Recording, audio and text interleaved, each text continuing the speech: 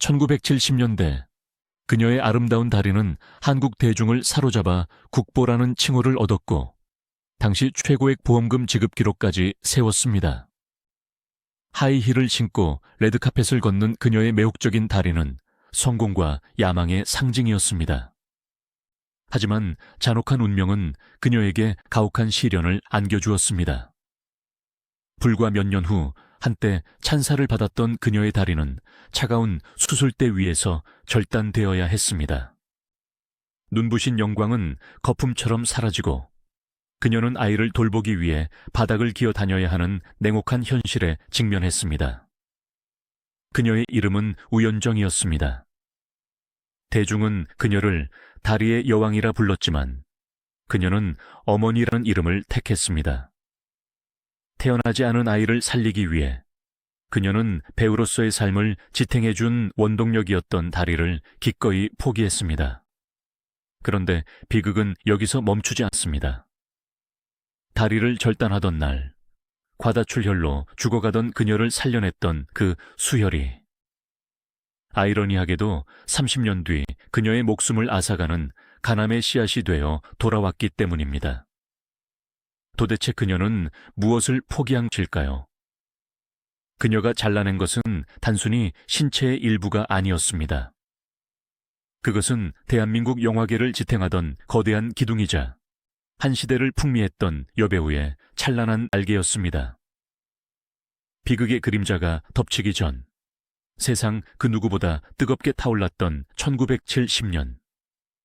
그녀의 심장이 가장 격렬하게 뛰었던 그 시절로 시간을 되돌려 봅니다. 그녀의 전성기는 눈이 부실 정도로 화려했습니다.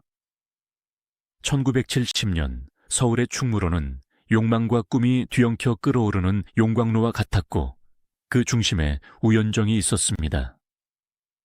데뷔 이후 그녀는 쉴 새 없이 달렸습니다. 그대 앞에 다시 서리라, 비정지대, 신풍객 등 멜로에서 액션까지 장르를 가리지 않았습니다. 천여 편에 가까운 영화에 출연했다는 사실은 그녀가 얼마나 치열하게 살았는지를 증명합니다. 당시 한국 영화 제작 환경은 공장이라고 불릴 만큼 가혹했습니다. 소위 겹치기 출연이 관행이었던 시절, 인기 배우들은 하루에 3개에서 4개의 현장을 오가야 했습니다.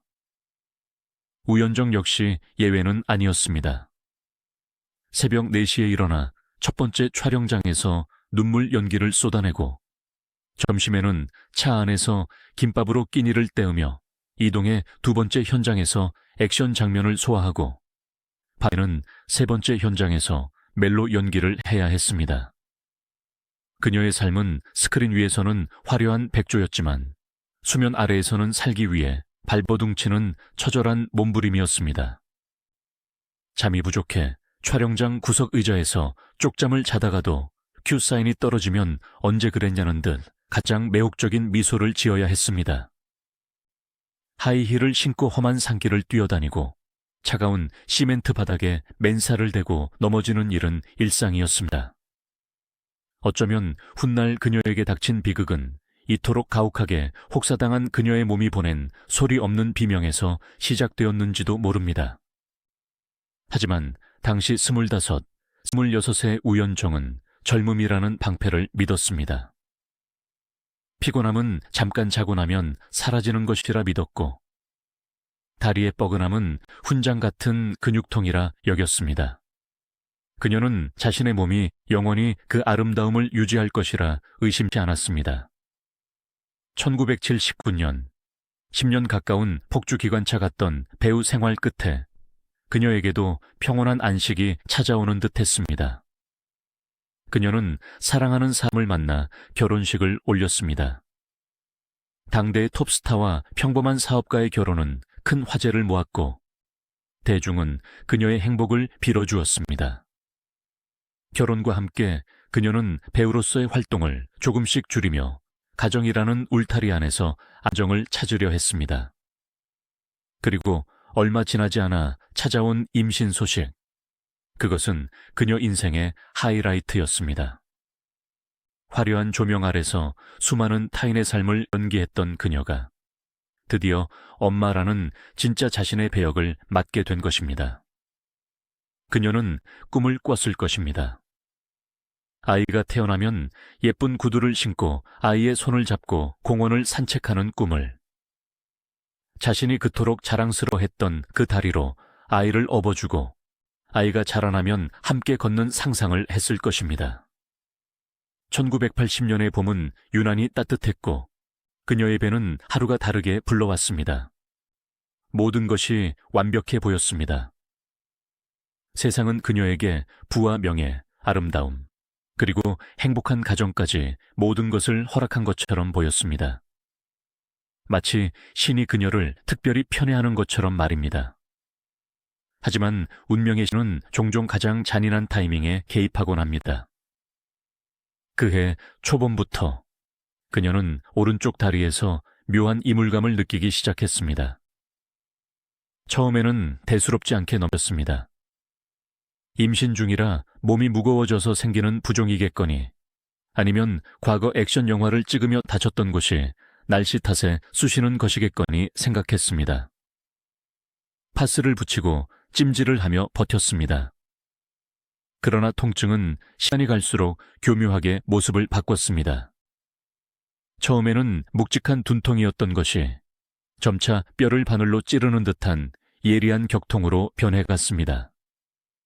걸음을 뗄 때마다 오른쪽 다리가 비명 지르는 듯 했습니다. 어느 날 그녀는 거울 앞에서 자신의 다리를 들여다보았습니다. 대한민국 남성들이 그토록 열광하던, 매끄럽고 완벽한 곡선을 자랑하던 그 다리였습니다. 겉보기에는 아무런 상처도 멍도 없었습니다. 너무나 멀쩡해서 오히려 기괴할 정도였습니다. 하지만 그 매끄러운 피부 아래, 보이지 않는 뼛속 깊은 곳에서는 이미 돌이킬 수 없는 파괴가 진행되고 있었습니다. 암세포였습니다. 그것도 아주 공격적이고 희귀한 형태의 골수암이 그녀의 대퇴부뼈를 조용히 갉아먹고 있었습니다. 임신 6개월째 접어들던 1980년 여름, 통증을 더 이상 참을 수 없게 된 그녀는 남편의 부축을 받아 대학병원을 찾았습니다. 의사의 표정은 검사 결과가 나올 때마다 점점 어두워졌습니다.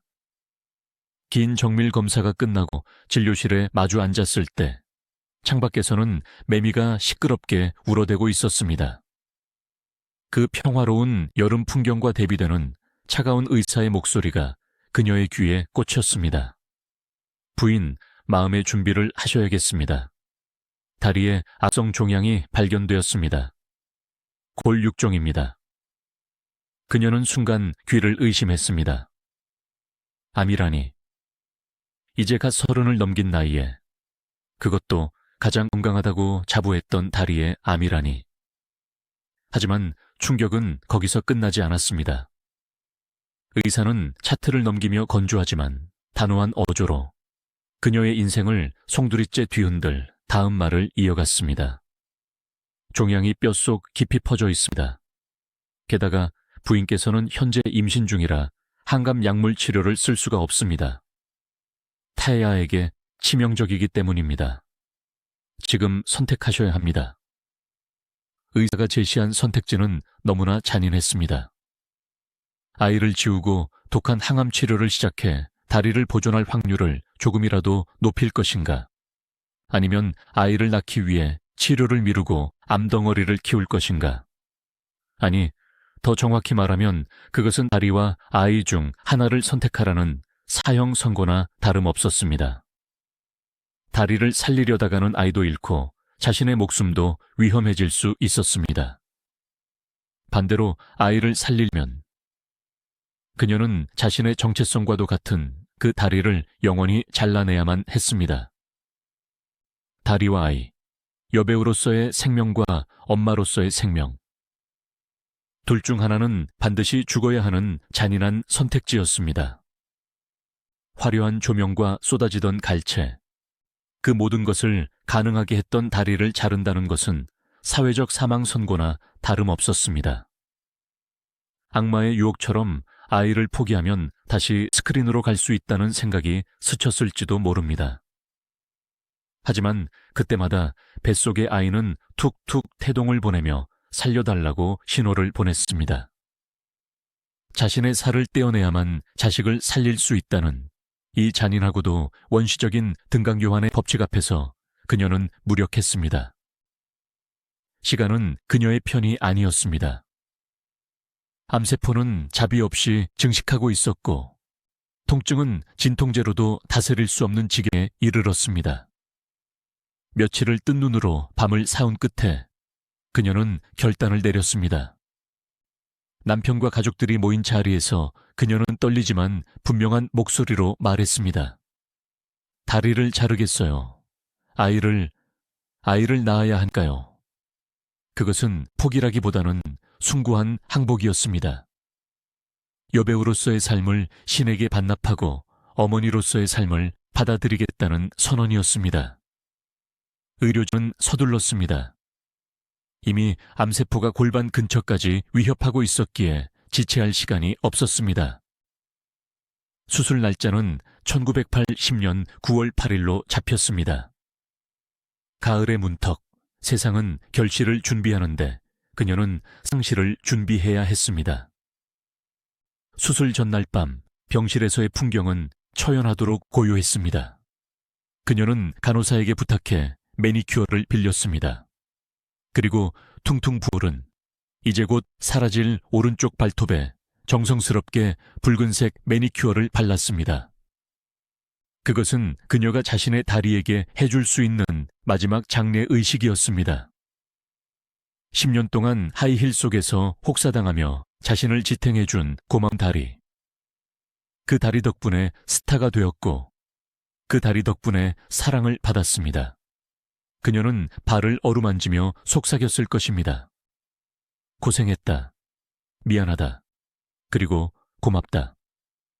1980년 9월 8일 아침 이동 침대에 실려 수술실로 향하는 복도의 천장등은 빠르게 뒤로 지나갔습니다. 수술실 앞에 차가운 공기, 소독약 냄새, 그리고 굳게 닫힌 철문. 그녀는 마지막으로 자신의 몸을 내려다보았습니다. 불룩솟은 배와 그 아래 뻗은 두 다리. 이 온전한 형태를 보는 것은 이것이 마지막이었습니다. 마취과 의사가 산소 마스크를 씌우며 숫자를 세라고 했을 때 그녀는 마음속으로 기도를 올렸습니다. 내 다리를 가져가시고 부디 이 아이만은 지켜주소서.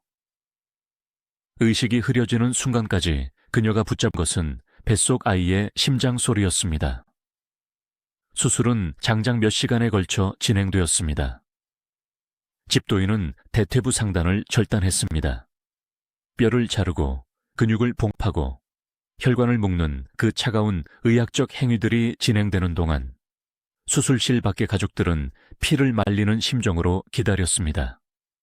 단순히 다리를 자르는 것뿐만 아니라 임신 중인 산모가 그 엄청난 쇼크를 견뎌낼 수 있을지, 태아가 무사할지는 아무도 장담할 수 없었기 때문입니다. 얼마나 시간이 지났을까요? 마취에서 깨어나는 과정은 깊은 물속에서 수면 위로 힘겹게 올라오는 것과 같았습니다. 눈을 떴을 때 시야는 뿌옇고 머리는 깨질 듯 아팠습니다. 하지만 의식이 돌아오자마자 가장 먼저 그녀를 덮친 것은 끔찍한 감각의 혼란이었습니다. 분명히 느껴졌습니다. 오른쪽 발가락이 간지러웠습니다. 종아리에 쥐가 난 것처럼 저릿한 통증도 느껴졌습니다. 너무나 생생한 감각에 그녀는 순간적으로 수술이 취소되었다고 착각했을지도 모릅니다. 아, 꿈이었구나. 다행이다. 그녀는 안도하며 무의식적으로 오른쪽 다리를 움직여보려 했습니다. 뇌는 다리를 움직이라고 명령을 내렸고 신경은 그 명령을 전달하려 했습니다. 하지만 이불 아래서는 아무런 움직임도 일어나지 않았습니다. 그녀는 떨리는 손으로 이불을 천천히 걷어 올렸습니다. 왼쪽 다리는 그대로 있었습니다. 하지만 시선을 오른쪽으로 옮겼을 때 무릎이 있어야 할 곳 아래로는 하얀 시트만이 평평하게 깔려 있었습니다. 허벅지 중간에서 뚝 끊겨버린 붕대로 칭칭 감긴 뭉툭한 끝부분만이 덩그러니 놓여 있었습니다. 그것을 눈으로 확인한 순간 뇌가 느끼는 감각 환상통과 눈이 보는 현실 상실 사이의 괴리가 거대한 공포가 되어 그녀를 덮쳤습니다. 비명조차 나오지 않았습니다. 입은 벌어졌지만 목소리는 막혀버렸고 눈에서는 뜨거운 것이 주체할 수 없이 흘러내렸습니다. 없어. 정말 없어졌어. 현실감이 밀려오자 극심한 수술 부위의 통증과 함께 상실감이 쓰나미처럼 몰려왔습니다. 그녀는 미친 듯이 이불을 움켜쥐었습니다. 병실 한 구석에는 그녀가 입원할 때 신고 왔던 오른쪽 하이힐과 스타킹이 쇼핑백에 담겨 있었습니다. 누군가가 치우는 것을 깜박한 그 물건들이 그녀의 시야에 들어왔습니다. 주인 잃은 구두 한 짝, 영원히 짝을 잃어버린 왼쪽 구두. 그녀는 그제야 실감했습니다. 자신이 다시는 저 구두를 신을 수 없다는 것을, 다시는 당당하게 캐워크를 걸을 수 없다는 것을. 각선미의 여왕, 우연정은 그날 그 수술대 위에서 죽었다는 사실을. 그녀가 오열하자 의료진과 가족들이 달려와 그녀를 진정시켰습니다. 하지만 그 혼란의 와중에도 그녀의 손은 본능적으로 배를 찾았습니다. 아기는요? 쉰 목소리로 물었습니다. 간호사가 다급히 태아의 심박수를 체크하고 미소를 지으며 말했습니다. 괜찮아요. 아기는 아주 건강하게 잘 있습니다. 엄마가 그렇게 아팠는데도 아기가 잘 버텨줬어요. 그 말을 듣는 순간 우연정은 붕대로 감긴 자신의 절단 부위를 내려다보며 묘한 감정에 휩싸였습니다. 텅 빈 오른쪽 다리의 공간. 그 비어버린 공간만큼 그녀의 뱃속에는 생명이 가득 차 있었습니다. 그녀는 자신의 다리가 사라진 것이 아니라 아기의 생명으로 치환되었다는 것을 깨달았습니다. 하지만 깨달음이 곧 평온함을 의미하는 것은 아니었습니다. 수술 후의 회복 과정은 지옥과도 같았습니다. 임신 중이라 강력한 진통제를 마음껏 쓸 수 없었기에 그녀는 뼈를 깎는 고통을 맨몸으로 받아내야 했습니다. 밤이면 잘려나간 다리가 불타는 듯한 환상통에 시달리며 침대 시트를 물어뜯어야 했습니다. 식은땀으로 범벅이 된 채 깨어날 때마다 그녀는 없어진 다리를 허공에 휘저으며 울부짖었습니다. 그럴 때마다 그녀를 버티게 한 것은 오직 뱃속의 아이였습니다. 통증이 너무 심해 죽고 싶다는 생각이 들 때마다 그녀는 뱃속 아이에게 말을 걸었습니다. 미안해. 엄마가 아파서 미안해. 그래도 너는 살아야 해. 내 다리랑 바꾼 목숨이잖아. 1980년의 가을은 그렇게 잔인하고도 길게 흘러갔습니다. 병원 창밖에 나무십들이 하나둘 떨어질 때마다 그녀의 마음속에서도 화려했던 과거의 미련들이 하나둘 떨어져 나갔습니다. 이제 그녀에게 남은 것은 불구의 몸과 곧 태어날 생명에 대한 무거운 책임감뿐이었습니다. 대중들은 아직 몰랐습니다. 그들의 여왕이 지금 어떤 모습으로 병실에 누워 있는지. 신문 한 구석에 우연정, 투병 중이라는 짤막한 기사가 실렸을 뿐 그녀가 다리를 잃었다는 사실은 아직 세상에 완전히 알려지지 않았습니다. 그녀는 두려웠습니다. 세상 밖으로 나가는 것이, 의족을 끼고 사람들 앞에 서는 것이, 동정 어린 시선을 받는 것이 죽기보다 싫었습니다. 하지만 시간은 멈추지 않고 흘러 어느덧 출산 예정일이 다가왔습니다. 한쪽 다리로는 몸의 균형을 잡는 것조차 힘겨운 만삭의 임산부. 그녀는 남은 왼쪽 다리 하나로 육중해진 몸을 지탱하며 출산이라는 또 하나의 거대한 산을 넘어야 했습니다. 잘려나간 상처가 채 아물기도 전에 찾아온 진통. 그것은 생명을 건 사투였습니다. 1980년 10월, 늦가을의 찬바람이 병원 창문을 때리던 어느 날 밤, 마침내 진통이 시작되었습니다. 보통의 산모에게도 출산은 뼈가 벌어지는 고통이라지만 우연정에게 그것은 물리 법칙과의 싸움이었습니다. 분만대 위에서 힘을 주려면 양다리로 지지대를 꽉 밟고 버텨야 하는데 그녀에게는 힘을 줄 오른쪽 지지대가 없었습니다. 한쪽 다리에만 온 체중과 힘을 실어야 하는 기형적인 자세. 몸이 비틀릴 때마다 잘려나간 오른쪽 대퇴부의 상처가 터질 듯 욱신거렸습니다. 식은땀이 비 오듯 쏟아지고 입술을 너무 세게 깨물어 피가 배어나왔습니다. 하지만 그녀는 비명을 지르는 대신 이를 악물었습니다. 나 때문에 다리를 잃은 엄마가 아니라 다리를 잃고도 너를 지켜낸 엄마가 되기 위한 첫 번째 관문이었습니다. 몇 시간의 사투 끝에 우렁찬 아기 울음소리가 분만실의 정적을 깼습니다. 딸이었습니다. 10손가락, 10발가락이 모두 있는 너무나도 건강하고 예쁜 아이. 간호사가 핏덩이 같은 아기를 그녀의 품에 안겨주었을 때 우연정은 아기의 조그만 두 다리를 떨리는 손으로 만져보았습니다. 따뜻하고 부드러운 살결, 힘차게 발버둥치는 두 다리. 그 순간 그녀는 병실이 떠나가라 오열했습니다. 그것은 기쁨의 눈물인 동시에 자신의 잃어버린 다리에 대한 영원한 작별 인사였습니다. 네가 내 다리구나. 이제 네가 나 대신 세상을 걷겠구나. 퇴원 후 집으로 돌아왔을 때 그녀를 기다리고 있는 것은 냉혹한 현실이었습니다. 아기를 돌보는 일은 전쟁이었습니다. 기저귀를 가려고 몸을 숙이면 중심을 잃고 쓰러지기 일쑤였고 아이가 울어도 재빨리 달려갈 수가 없었습니다.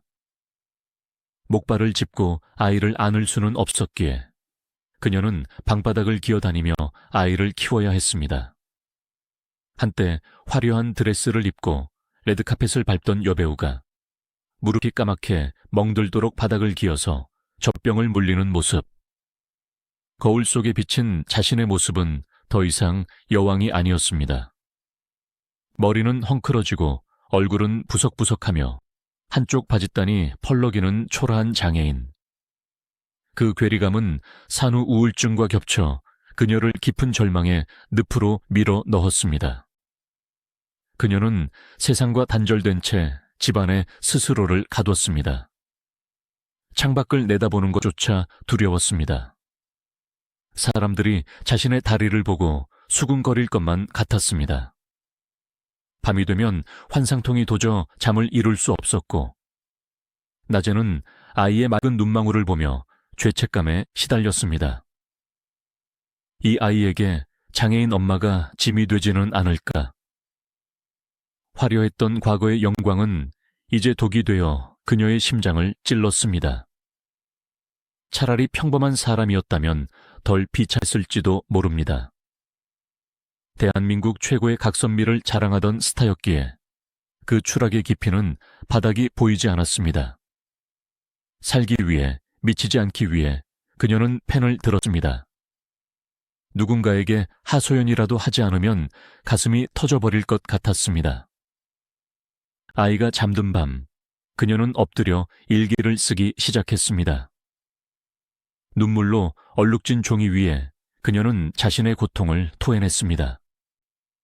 배우로서의 화려했던 날들, 암 선고를 받던 날의 공포, 다리를 자르던 순간의 심정, 그리고 엄마로서의 간절함까지.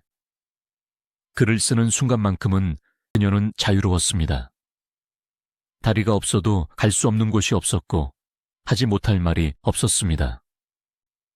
그 처절한 기록들은 1981년 그대 앞에 다시 서리라라는 제목의 자전적 에세이로 세상에 나왔습니다. 책의 반응은 폭발적이었습니다. 대중은 충격에 빠졌습니다. 갑자기 사라진 줄만 알았던 스타가 다리를 잃고 사투를 벌이고 있었다는 사실, 그리고 아이를 위해 그런 희생을 감내했다는 사실은 전국을 눈물바다로 만들었습니다. 서점에는 책을 사려는 줄이 길게 늘어섰고 독자들의 편지가 쇄도했습니다. 사람들은 더 이상 그녀를 육체파 배우로 소비하지 않았습니다. 대신 인간 우연정의 영혼에 경의를 표했습니다. 책의 성공은 그녀에게 예상치 못한 제안을 가져왔습니다. 영화사에서 그녀의 이야기를 영화로 만들자고 한 것입니다. 그런데 조건이 충격적이었습니다. 주연은 우연정 씨, 본인이 직접 맡아주십시오. 그녀는 귀를 의심했습니다. 다리가 없는 내가, 의족을 끼고 절뚝거리는 내가 스크린에 다시 나오라고? 그것은 잔인한 짓이었습니다. 자신의 가장 아픈 상처를, 그 흉측한 모습을 대형 스크린에 확대해서 만천에 공개하라는 요구였기 때문입니다. 처음에는 단칼에 거절했습니다. 대중들에게 아름다운 모습만 기억된 채로 사라지고 싶었습니다. 하지만 영화사는 끈질겼고 현실적인 문제들도 그녀를 압박했습니다. 아이를 키우기 위해서는 돈이 필요했고 무엇보다 이대로 세상에서 잊히고 싶지 않다는 배우로서의 마지막 자존심이 꿈틀거렸습니다. 그래, 보여주자. 내가 비록 다리는 잃었지만 영희마저 잃은 것은 아니라는 걸. 1981년 말, 그녀는 다시 카메라 앞에 섰습니다. 영화 제목은 책과 같은 그대 앞에 다시 서리라. 그러나 촬영 현장은 고문실이나 다름없었습니다. 그녀는 영화 속에서 자신의 과거를 재연해야 했습니다. 화려하게 춤추던 시절을 연기할 때는 대역을 썼지만 암 선고를 받고 절규하는 장면, 다리를 자르고 깨어나는 장면, 의족을 차고 걷는 연습을 하는 장면은 모두 그녀가 직접 해내야 했습니다. 그것은 연기가 아니었습니다. 1년 전 겪었던 생지옥을 다시 끄집어내어 반복하는 사이코 드라마였습니다. 컷소리가 나면 그녀는 구석에서 숨을 몰아쉬며 울었습니다. 의족은 익숙하지 않아 걸을 때마다 살이 쓸리고 피가 났습니다. 무거운 조명 아래서 의족과 닿는 절단 부위는 땀으로 짓물렀습니다. 넘어지는 장면을 찍을 때는 보호 장비도 없이 맨바닥에 몸을 던졌습니다. 스태프들은 숨을 죽인 채 그녀를 지켜보았고 감독조차 이제 그만하자고 말리려 할 정도였습니다. 하지만 그녀는 독하게 일어났습니다. 한 번 더 갈게요. 그녀를 가장 힘들게 한 것은 육적 고통보다 시선이었습니다. 과거에는 선망의 눈빛으로 그녀를 바라보던 스태프들이 이제는 동정과 안타까움 혹은 호기심 어린 눈으로 그녀의 다리를 훔쳐보았습니다. 의족을 끼우기 위해 치마를 걷어 올릴 때 느껴지는 그 묘한 정적. 그녀는 수치심을 견디며 당당한 척 고개를 들었습니다. 보세요. 이게 나예요. 다리가 없어도 나는 우연정입니다. 영화의 하이라이트는 그녀가 의족을 끼고 처음으로 일어서서 걷는 장면이었습니다. 시나리오에는 비틀거리지만 끝내 일어선다라고 적혀 있었습니다. 그녀는 카메라 앞에서 수없이 넘어졌습니다. 실제로 힘이 빠져 주저앉기도 했고 의족이 미끄러져 뒹굴기도 했습니다. 흙투성이가 된 얼굴로 땀과 눈물로 범벅이 된 차에 그녀가 마침내 비틀비틀 일어서서 카메라를 응시했을 때 현장의 모든 스태프가 울고 있었습니다. 그것은 연출된 감동이 아니었습니다. 죽음을 이기고 돌아온 생존자의 위엄이었습니다. 1982년 영화가 개봉되자 극장가는 눈물바다가 되었습니다. 관객들은 스크린 속 우연정이 넘어질 때마다 함께 탄식했고 일어설 때마다 박수를 보냈습니다. 영화는 흥행에 성공했고 그해 대종상 영화제는 그녀에게 특별상을 수여하기로 결정했습니다. 시상식 당일, 그녀는 화려한 드레스 대신 단정한 정장을 입었습니다. 긴 치마로 의족을 가렸지만 무대로 걸어나는 그녀의 걸음걸이는 부자연스러웠습니다. 뚝뚝 끊어지는 리듬. 하지만 그 느리고 불편한 걸음으로 그녀가 무대 중앙에 섰을 때 장내의 모든 배우와 관객들이 기립박수를 보냈습니다. 트로피를 받아든 그녀의 손 가늘게 떨리고 있었습니다. 제 다리는 잘려나갔지만 배우로서의 생명은 다시 이어졌습니다.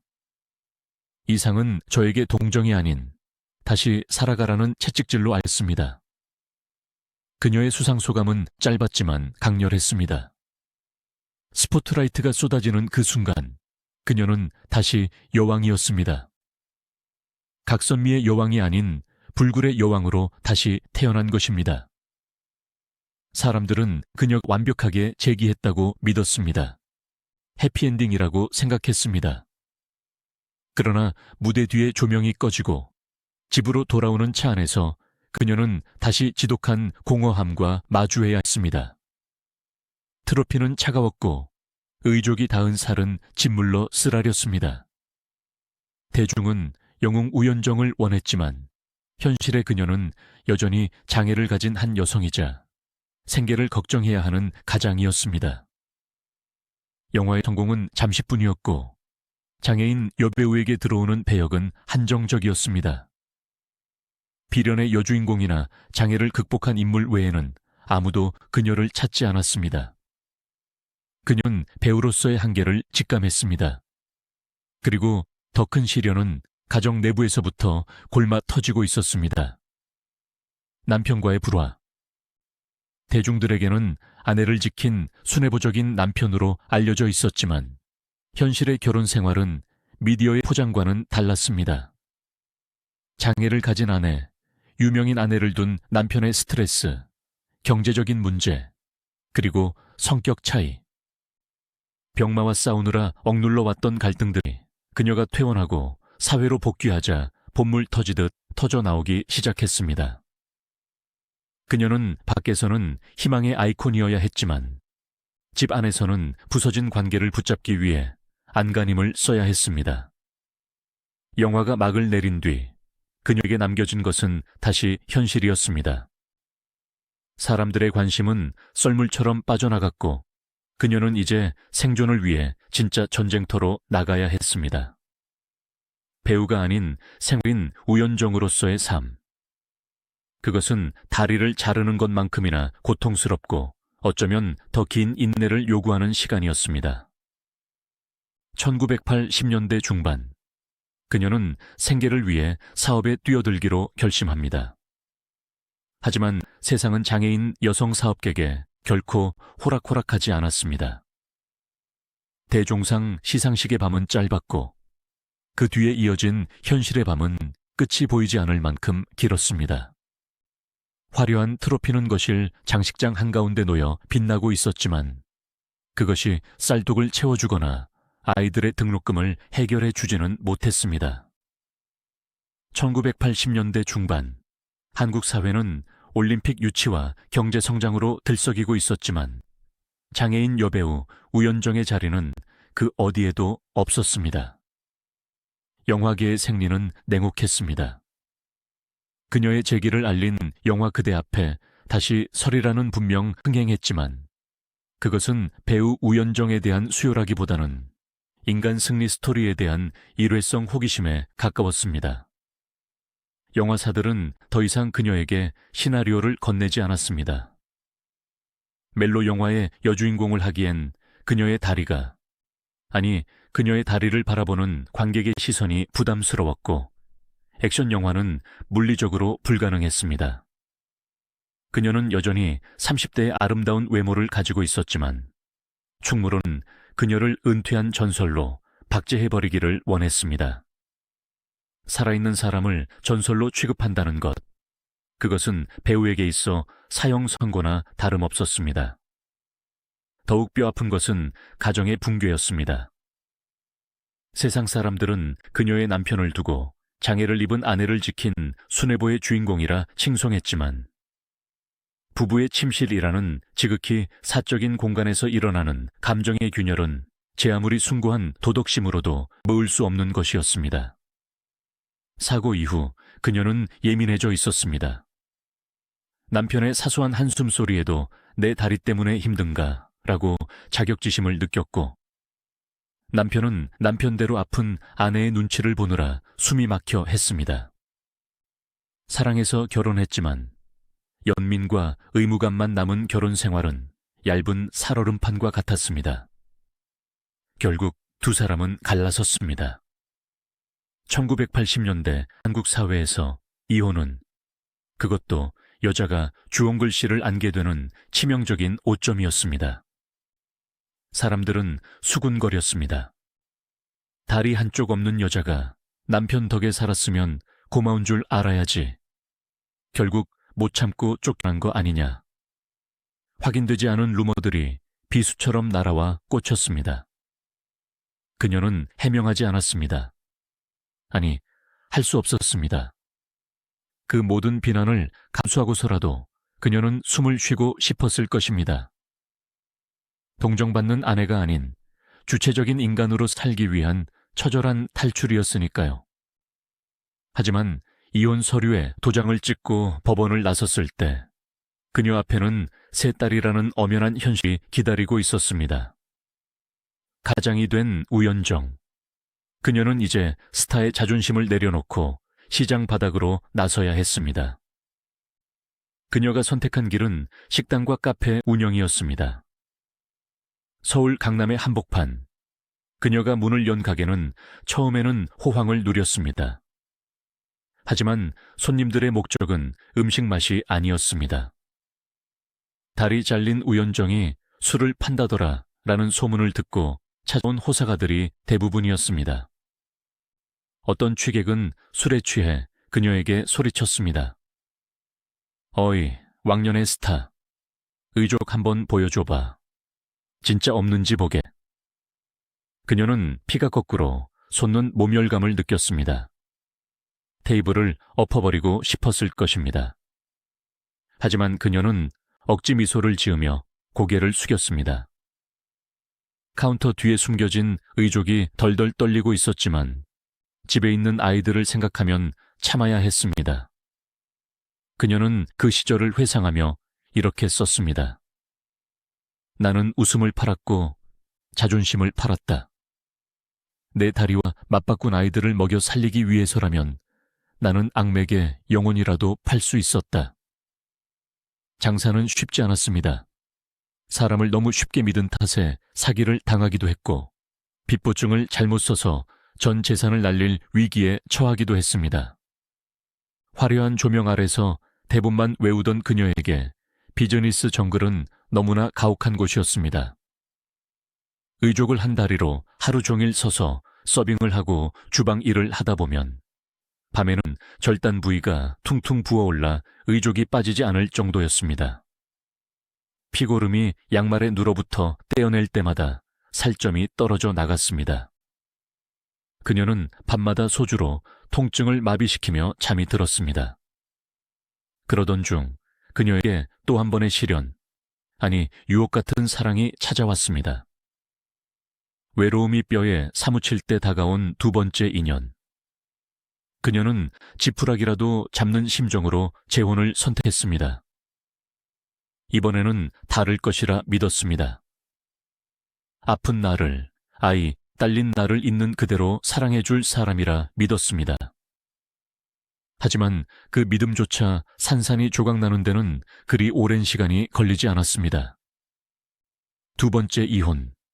그것은 첫 번째보다 더 큰 패배감을 안겨주었습니다. 나는 사랑받을 자격이 없는 여자인가? 내 신체가 불완전해서 내 사랑도 불완전한 것인가? 1980년대 후반, 그녀는 바닥을 쳤습니다. 몸도 마음도 너덜너덜해졌습니다. 사람들은 이제 그녀를 비운의 여배우라고 부르며 혀를 찼습니다. 그녀 자신도 거울 속 늙고 지친 여자를 보며 죽음을 생각했을지도 모릅니다. 수면제를 만지작거리고 한강 다리를 바라보며 멍하니 서 있던 날들도 있었습니다. 하지만 그녀를 다시 일으켜 세운 것은 10년 전 수술대 위에서 그녀를 살렸던 바로 그 존재들이었습니다. 딸들, 학교에 다녀와 엄마 하고 부르는 아이들의 목소리. 운동회 때 엄마가 오지 않아도 괜찮다며 의젓하게 말하는 아이들의 눈빛.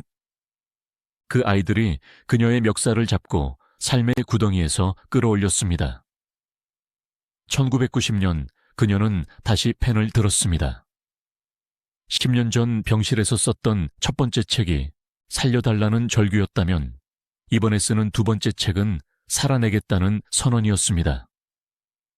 그녀는 자신의 실패, 이혼, 사업 실패, 그리고 장애인으로 살면서 겪은 차별과 멸시를 가감없이 기록했습니다. 예전처럼 자신을 미화하지 않았습니다. 아프면 아프다고, 슬프면 슬프다고, 돈이 없으면 돈이 없다고 솔직하게 썼습니다. 그렇게 탄생한 책이 삶의 무대에는 아무도 대신 서주지 않는다입니다. 제목부터가 비장했습니다. 그녀는 깨달았던 것입니다. 남편도 대중도 그 누구도 자신의 부러진 다리를 대신해 줄 수 없다는 것을. 의족을 끼고 걷는 것은 결국 나 자신의 근육이어야 한다는 것을. 신은 내게서 다리를 가져갔지만 대신 홀로 서기라는 가장 위대한 다리를 선물했다. 나는 이제 누군가의 부축을 기다리지 않는다. 넘어지면 기어서라도 갈 것이다. 이 책은 출간 즉시 베스트셀러가 되었습니다. 특히 IMF 위기를 앞두고 삶의 불안을 느끼던 90년대 대중들에게 우연정의 처절한 생존기는 큰 울림을 주었습니다. 독자들은 화려한 여배우의 몰락이 아니라 끈질긴 잡초 같은 생명력에 감동했습니다. 출간 4일 만에 초판이 매진될 정도로 반응은 뜨거웠습니다. 이 시기를 기점으로 우연정의 삶은 또 한 번 변곡점을 맞이합니다. 그녀는 더 이상 자신의 장애를 숨기지 않았습니다. 방송에 출연해 의족을 당당하게 공개했습니다. 긴 치마 대신 바지를 입고 절뚝거리는 걸음걸이를 부끄러워하지 않고 카메라 앞을 활보했습니다. 보세요. 저는 이렇게 걷습니다. 조금 느리고 조금 흔들리지만 저는 앞으로 가고 있습니다. 그녀의 이런 변화는 당시 한국 사회에 신선한 충격을 주었습니다. 장애인은 집안에 숨어 있어야 한다고 불쌍한 존재라고 여겨지던 시절이었습니다. 그런데 한때 최고의 미모를 자랑했던 여배우가 장애를 드러내고 나를 동정하지 말라고 외치는 모습은 그 자체로 혁명이었습니다. 그녀는 자신의 고통을 개인의 불행에서 사회적 메시지로 승화시키기 시작했습니다.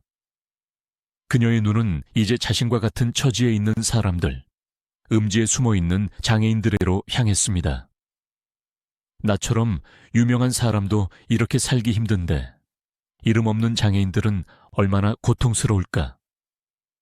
그녀는 자신이 가진 유명세라는 마지막 자산을 그들을 위해 쓰기로 결심합니다. 1991년 지방자치지제 선거가 부활하던 해 그녀는 주변에 만류를 뿌리치고 무소속으로 시의원 선거에 출마합니다. 정치에 대한 야망 때문이 아니었습니다. 장애인들의 목소리를 대변할 누군가가 필요했기 때문입니다. 유세장에 선 그녀는 의족을 두드리는 퍼포먼스를 하며 외쳤습니다. 제 다리는 강철입니다. 썩지 않는 이 다리처럼 여러분을 위해 변치 않고 뛰겠습니다. 비록 선거에서는 낙선했지만 그녀의 도전은 멈추지 않았습니다. 그녀는 한국장애인복지체육회 이사를 맡으며 본격적인 사회활동가로서의 삶을 시작했습니다.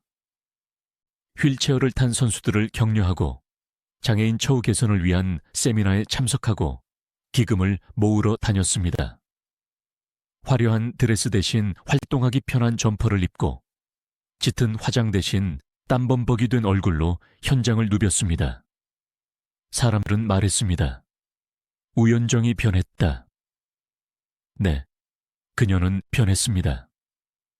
과거의 우연정이 대중의 사랑을 먹고 사는 꽃이었다면 90년대의 우연정은 척박한 땅에 뿌리를 내리고 다른 생명들을 위한 그늘을 만드는 나무가 되어가고 있었습니다. 그녀는 더 이상 잃어버린 다리를 그리워하지 않았습니다. 대신 자신이 가진 남은 다리와 굳건한 두 팔과 뜨거운 심장으로 무엇을 할 수 있을지를 고민했습니다. 하지만 신은 그녀에게 허락된 평온을 질투했던 것일까요? 아니면 그녀의 영혼이 감당할 수 있는 무게를 시험해보고 싶었던 것일까요?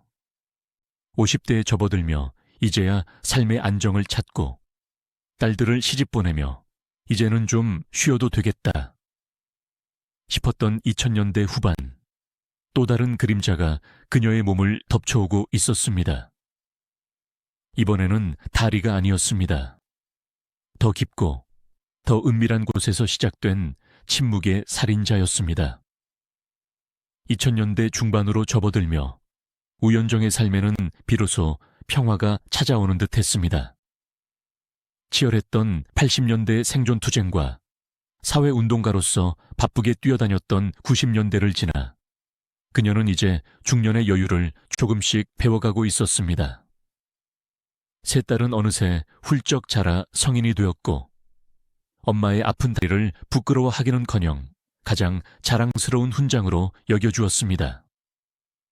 그녀는 종종 의족을 벗어두고 방바닥에 편안히 앉아 딸들이 차려주는 밥상을 받으며 생각했을 것입니다. 그래, 이만하면 되었다. 내 다리 하나와 바꿀 만한 가치가 있는 삶이었다. 그 무렵 그녀의 모습은 과거의 날 선 미녀 배우가 아니었습니다. 화장은 옅어졌고 눈개는 세월의 주름이 자리 잡지만 그 표정은 훨씬 온화하고 깊어져 있었습니다. 그녀는 더 이상 대중의 시선을 의식해 억지로 강한 척하지 않았습니다. 아프면 아프다고 말할 수 있는 용기, 힘들면 잠시 쉬어갈 줄 아는 지혜가 생긴 것입니다. 그녀는 가끔 거울을 보며 잘려나간 오른쪽 다리 쪽에 손을 얹고 혼잣말을 하곤 했습니다. 너도 참 고생 많았다. 주인 잘못 만나 30년을 고생했네. 그것은 자기 연민이 아닌 자신의 육체와 맺는 진정한 화해였습니다. 하지만 운명의 신은 그녀에게 평범한 노후를 허락하지 않았습니다. 그녀의 삶은 마치 거대한 비극의 수레바퀴처럼 시작과 끝이 묘하게 맞물려 있었습니다. 2000년대 후반, 그녀는 몸이 예전 같지 않음을 느꼈습니다.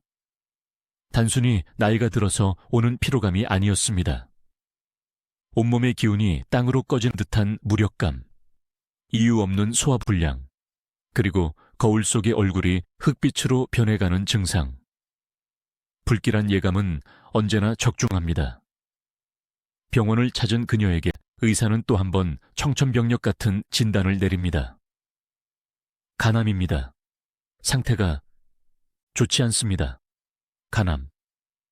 술을 많이 마셔서도 관리를 못해서도 아니었습니다. 원인은 너무나도 기구했습니다. 1980년, 그 운명의 날, 다리 절단 수술을 받을 당시 그녀는 과다 출혈로 인해 대량의 수혈을 받아야 했습니다. 당시의 의료 환경은 지금처럼 체계적이지 못했고 수혈받은 혈액 속에 숨어있던 C형 간염 바이러스가 그녀의 몸속으로 들어왔던 것입니다. 그 바이러스는 30년이라는 긴 세월 동안 그녀의 간 속에서 숨죽이고 있다가 그녀가 가장 평온함을 느끼려던 순간에 암세포라는 괴물이 되어 깨어난 것입니다. 이 얼마나 잔인한 역설입니까? 30년 전 그녀를 살리기 위해 주입했던 그 피가 30년 후 그녀의 목숨을 앗아가는 독이 되어 돌아왔습니다.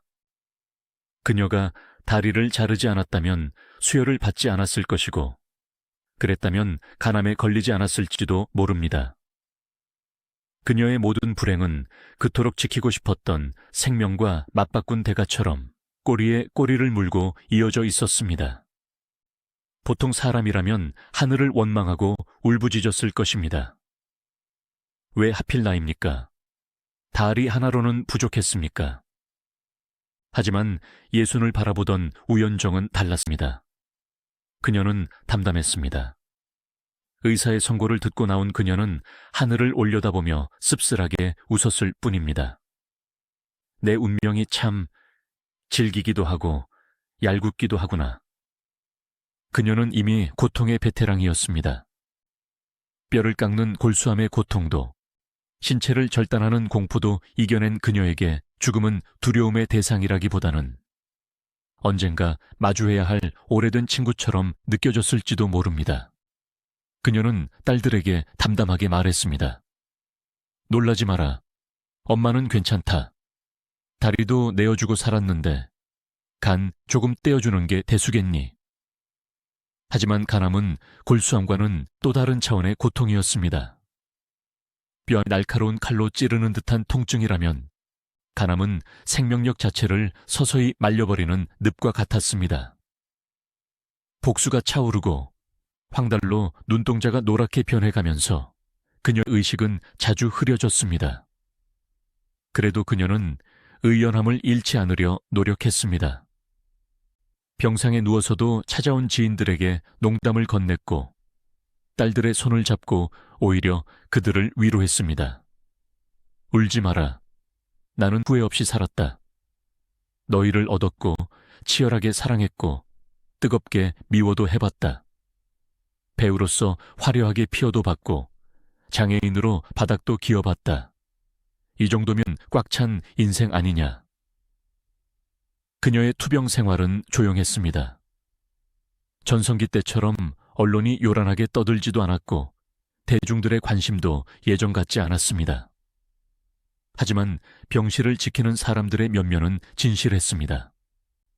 화려할 때 모여들었던 불나방 같은 사람들이 아니라 그녀가 장애인 인권 운동을 하며 만났던 동료들, 그녀의 책을 읽고 삶의 용기를 얻었다는 독자들, 그리고 그녀가 밥 한 끼 따뜻하게 대접했던 평범한 이웃들이 그녀의 곁을 지켰습니다. 그녀가 생의 마지막을 준비하며 가장 걱정했던 것은 역시나 딸들이었습니다. 자신이 떠나고 나면 세상에 덩그러니 남겨질 아이들. 그녀는 흐려지는 정신을 붙잡고 유언과도 같은 당부를 남겼습니다. 서로 의지하되 누구에게도 기대지 마라. 너희 엄마가 다리 한 짝으로도 세상을 버텼듯이 너희는 두 다리로 더 당당하게 살아야 한다. 2011년의 봄은 유난히 더디게 왔습니다. 병실 창밖으로 개나리가 피어나는 것을 보며 그녀는 자신의 1971년 데뷔 시절을 떠올렸을까요? 미니스커트를 입고 충로를 활보하던 그 봄날.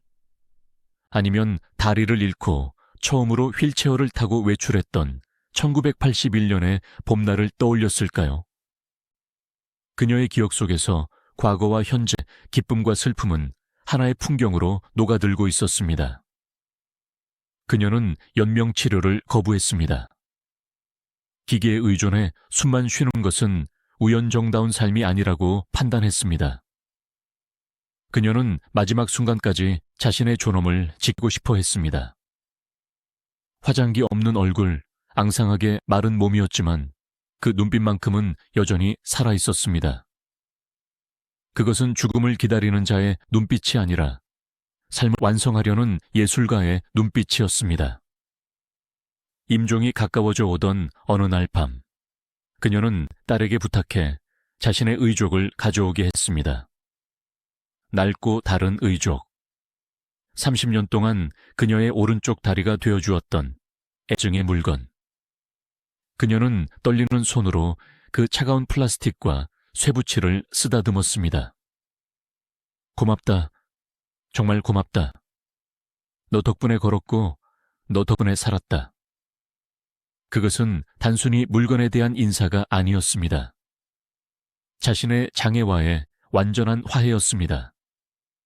그녀는 장애를 비극으로 여기지 않고 자신의 삶을 특별하게 만들어준 동반자로 받아들이고 떠나려 했습니다. 세상은 그녀를 비운의 스타라고 불렀지만 병상에 누운 그녀의 얼굴은 그 어느 때보다 평온해 보였습니다. 잃어버린 것들에 대한 회한보다는 지켜낸 것들에 대한 자부심이 그녀를 감싸고 있었습니다. 그녀는 알고 있었습니다.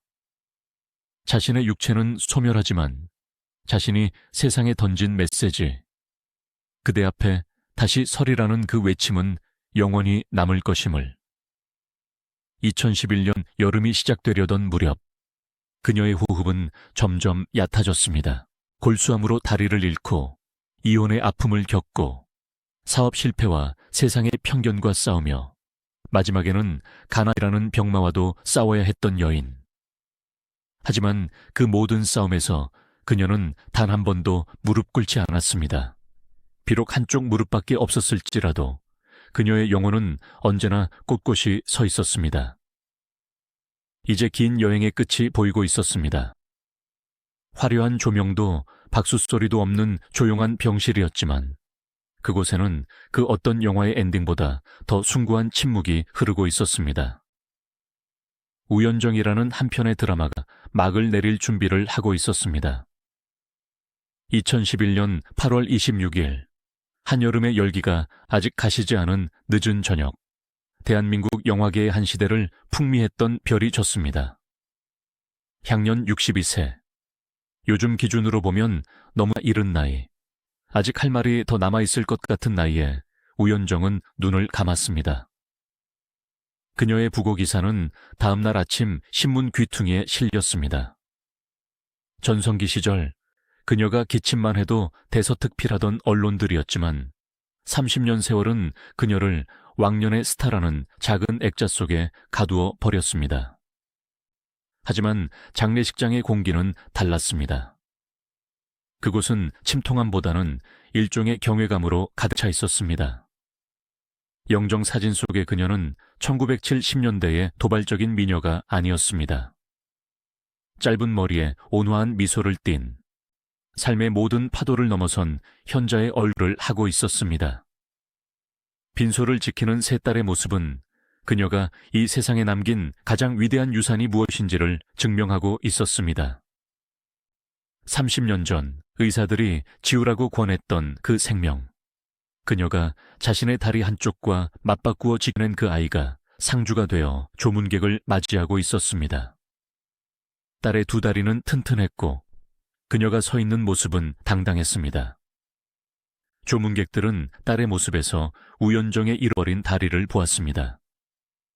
그녀의 다리는 사라진 것이 아니라 딸에게로 옮겨가 생명이 되었고 미래가 되었음을 모두가 목격하는 순간이었습니다. 우연정의 죽음이 우리에게 더욱 비극적이고도 숙연하게 다가오는 이유는 그녀의 사인에 담긴 기막힌 인과관계 때문입니다. 앞서 언급했듯 그녀를 죽음으로 몰고 간 간암의 원인은 C형 간염이었습니다. 그리고 그 바이러스는 1980년 다리 절단 수술, 당시 과다출혈로 인한 쇼크를 막기 위해 수혈받은 혈액에서 비롯되었습니다. 이 사실을 곱씹어 볼 때 우리는 전율을 느끼지 않을 수 없습니다. 30년 전 아이를 낳기 위해 다리를 잘랐고 그 수술을 버티기 위해 뇌피를 받았습니다. 그 피 덕분에 그녀는 살아서 아이를 낳고 길렀습니다. 그러나 그 생명의 피 속에 죽음의 씨앗이 숨어 있었고 아이들이 다 자라 제 몫을 할 때가 되자 그 씨앗이 발아하여 엄마를 데려갔습니다. 마치 신이 너는 네 소임을 다했으니 이제 그만 쉬어라 라고 부르는 것처럼 그녀의 죽음조차 철저하게 자식과 생명을 위한 희생의 연장선상에 있었습니다. 그녀는 자신의 생명력을 태워 자식이라는 촛불을 밝혔고 촛농이 다 녹아내리자 조용히 꺼졌습니다. 이것을 단순한 병사 빙시라고 부를 수 있을까요? 이것은 30년에 걸친 긴 순교였습니다. 그녀가 떠난 후 세상은 비로소 그녀를 다시 평가하기 시작했습니다. 1970년대 남자들은 그녀의 다리를 보며 욕망을 품었고 여자들은 그녀의 다리를 보며 부러움을 느꼈습니다. 각선미라는 단어 속에 갇혀 소비되던 그녀였습니다. 하지만 그녀가 떠난 뒤에야 사람들은 깨달았습니다.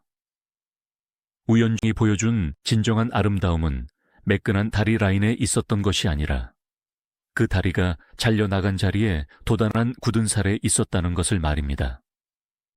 그녀는 한국 사회에서 장애라는 단어가 가진 무게를 바꾼 사람이었습니다. 그녀 이전까지 미디어에 등장하는 장애인은 항상 도움을 받아야 하는 수동적인 존재, 혹은 전생의 업보를 짊어진 불쌍한 존재로 그려졌습니다. 하지만 우연정은 달랐습니다. 그녀는 휠체어에 앉아 숨지 않았습니다. 의족을 끼고 뚜벅뚜벅 세상 밖으로 걸어 나왔습니다. 이혼을 하고 사업을 하고 망해도 보고 다시 글을 썼습니다.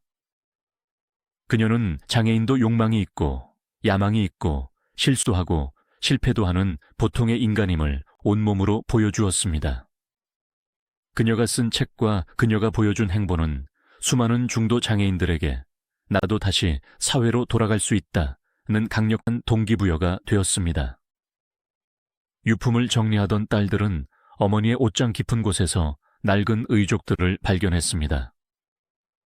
시간이 흐르며 체형이 변할 때마다 교체했던 크고 작은 의족들이 나란히 놓여 있었습니다.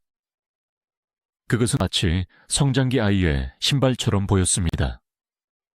처음에는 낯설어 피가 묻어있던 의족부터 능숙하게 걷게 되었을 때의 의족, 그리고 병세가 악화되어 더 이상 찰 수 없된 마지막 의족까지. 그 플라스틱 덩어리들은 우연정의 30년 세월을 고스란히 담고 있는 화석이었습니다.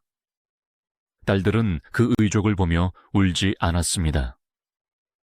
대신 어머니가 그랬던 것처럼 그 차가운 표면을 쓰다듬으며 감사합니다 라고 인사했습니다. 2024년의 가을, 서울 충무로.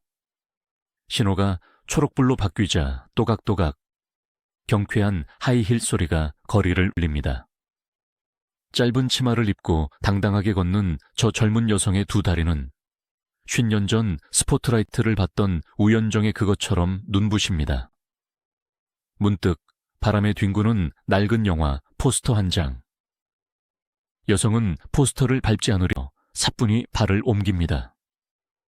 한 발로 중심을 잡고 다른 발을 내딛는 그 사소하고 당연한 순간. 우리는 잊고 삽니다. 우리가 무심코 내딛는 이 한 걸음 한 걸음이 누군가에게는 평생의 소원이었고 뼈를 깎는 고통 끝에 얻어낸 기적이었다는 사실을 말입니다. 그녀는 갔습니다. 하지만 그녀는 우리에게 가장 강력한 유언을 남겼습니다. 나는 다리 하나로도 치열하게 살았다. 너는 두 다리가 있지 않은가? 무엇이든 할 수 있다. 세상에서 가장 아름다운 다리를 가졌던 스타에서 세상에서 가장 아름다운 삶을 걸어간 어머니. 아스팔트 위에 보이지 않게 찍혀있는 그녀의 외다리 발자국을 기억하며 우연정 그녀의 치열했던 삶에 경의를 표합니다.